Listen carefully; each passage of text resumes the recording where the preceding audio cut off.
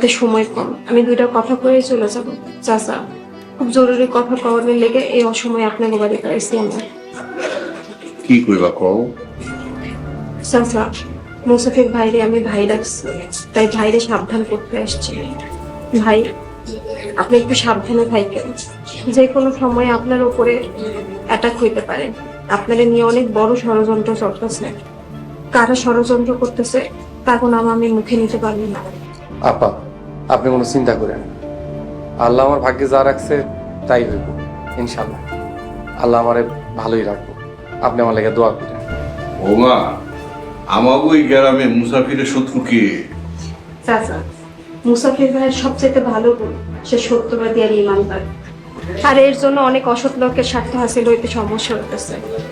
এই কারণে আমাকে বাড়িতে মুসাফির ভাইয়ের সাহায্য করার জন্য খুবই ষড়যন্ত্র চলতেছে। কয়েকদিনের মধ্যেই মুসাফির ভাইয়ের উপরে হামলা আসতে পারে।